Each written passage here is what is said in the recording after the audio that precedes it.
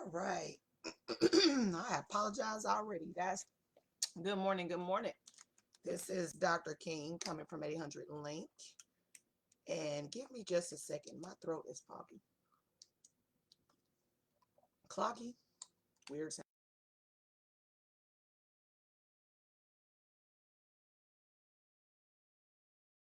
Tuesday here in Texas, or North Texas, that is. I'm not sure where you are, but I pray that it is beautiful where you are as well.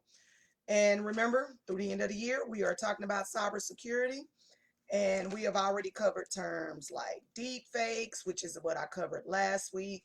And remember, deep fakes is where someone uses artificial intelligence technology to alter your face or your voice, basically for identity theft reasons, to get you to do something, you know, do some type of crime or them commit a crime through you and all those sorts of such things. We've done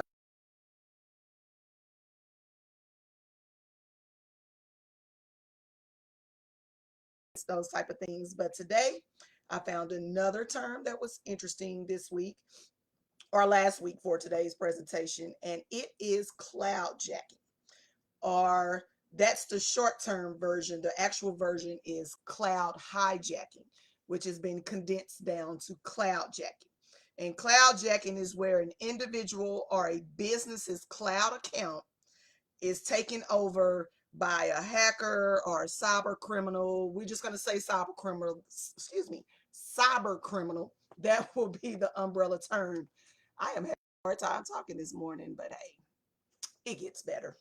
So remember, y'all, maybe 4 years ago, 5 years ago, the cloud was something relatively new. Maybe it's been out longer than that, but for me, the last 4 or 5 years is when it started catching my attention, as I'm sure it did most other people as well.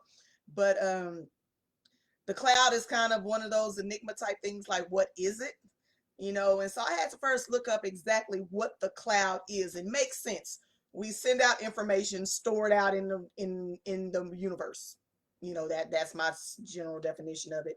But it's basically cloud technology is the use of satellites to store information virtually for companies, and you can access that information anywhere. So, like, say, back in the day, we could really just only store our information on our hard.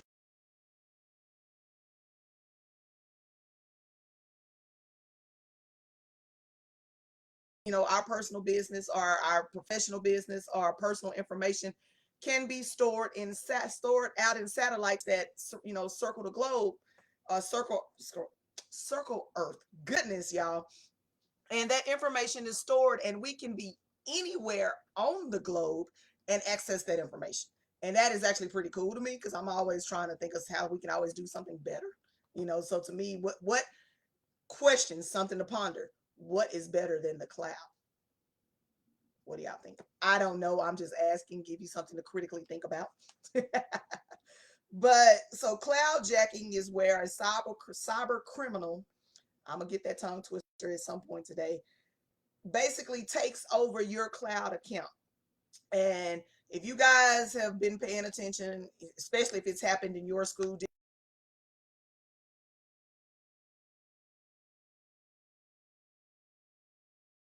in the cloud, Google's, Microsoft 365, things like that, and they're not using, or somebody is not using strict enough passwords and strict enough encryption and all of that type of stuff, and cyber criminals are taking over school districts' cloud accounts and are basically charging them millions of dollars to get that, to be able to get control back of their account.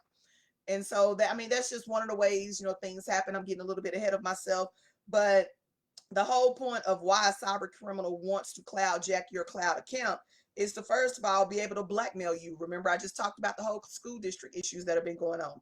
They take over your account and blackmail you and extort money out of you, and they'll continue to do that until they get as much as they want out of you, or until you,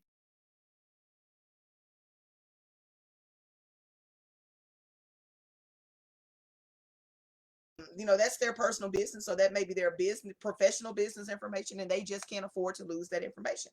It's also used for identity theft. That's pretty much the main reason Why it's being used? They want to get access to your information, your client's information, your customer's information, and use that information to be able to, conduct their identity theft crimes. It can also be used, as breach, say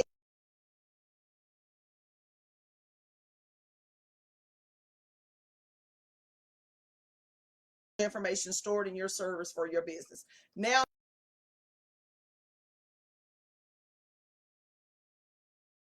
because now you have to report that and let the public know, hey, our company's servers were cloud jacked on such and such day. And, if you've ever done business with us or anything, your identity is now, could be a potential identity theft situation. So it becomes a breaching thing that can cause you a lot more issues publicly and financially, because now you're having to sit back and figure out how you're going to fix a problem.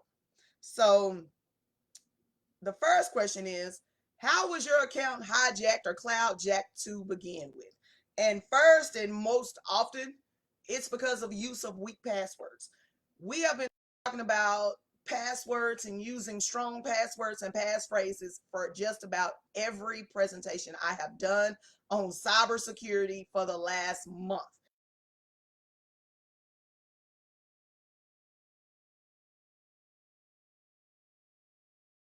Something that you're not using for several accounts, something that is comprised of capital and lowercase letters, numbers, sometimes symbols, if that website allows the use of symbols, sometimes passphrases.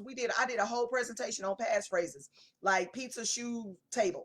Just something that just nobody is going to remember, that you may need to write down, but still nobody is going to remember. Using password managers, where all your passwords are stored in one location, where you have a general password that access all of them.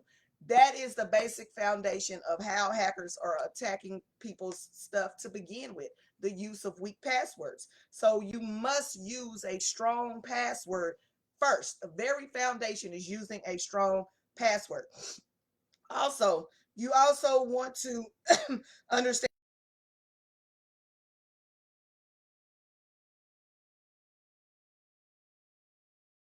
and try to find all this information out about somebody or a company, and then they start using software programs, inputting different things that can be potential passwords or parts of passwords, and they may eventually come up with a password or username that they can that works. Social engineering. So those are the two primary ways that cloud jacking occurs. So the easiest thing is say, well, if those are the two easiest ways that it happens, then what are ways that we can use, or you can use, or a business can use to not be cloud jacked? First thing, strong passwords or strong passphrases. Second thing, use multi-factor identification. That's where you log into something using your username and password, and then it sends you a code to either your email or to your cell phone or both. And you have to now get that code and input that code, and then you're logged in. Multi-factor authentication. Use strong passwords and passphrases. We just talked about that. Use a password manager. We just talked about that. Restrict unauthorized access to the cloud account from people that shouldn't be there. So say you have a company, you have employees, and maybe they want to log into their stuff from home. Well, they can't just log into it. Say, like I'm at home and say I want to log into my work account. Well, I can't do that without using multi-factor authentication. And companies need to do that as well if they're not already doing that. Or if you're not already doing that for your business, then you need to do that. Nobody should just be able to use a username and password.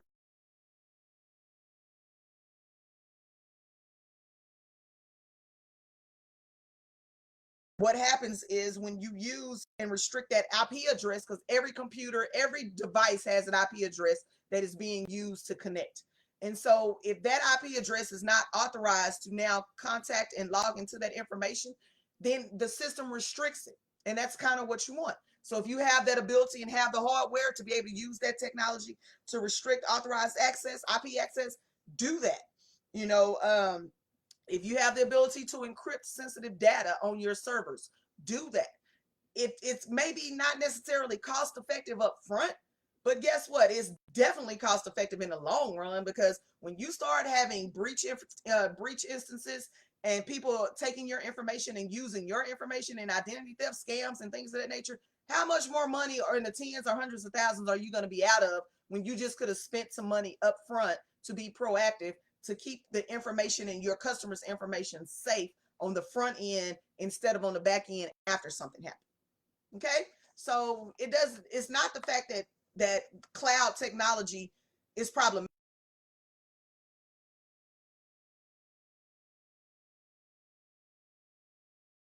And if you're going to use that, that's something that you have decided to do, to invest in technology and software and things to protect, excuse me, hardware and software to protect your information and your customers' information.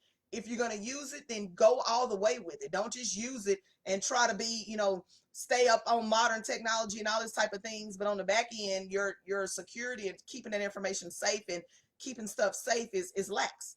Okay, if you're gonna do it, you got to come full circle with it. Start on the front end, sit down, talk with talk with people that sell that technology, and hey, what do I need?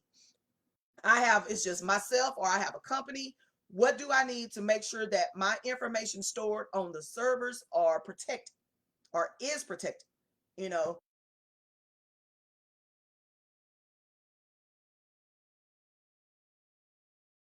technology evolves, so does their ability to hack. And their hacking gets more and more sophisticated, which means you're going to have to try to figure out how to stay a step ahead. Okay? Baseline foundation, strong password. Second baseline foundation, multi-factor authentication. Okay? Try those two things first. And then if you got the money, like I said, invest in stronger hardware, stronger software, and things of that nature to get you going. So as I said, you guys, like I told you with the whole Facebook and cutting off my presentations, not sure what's going on there, but I don't want to go more than 10-15 minutes, and we are at 12:10. Yeah, 12:10 now. So I'm going to end this. But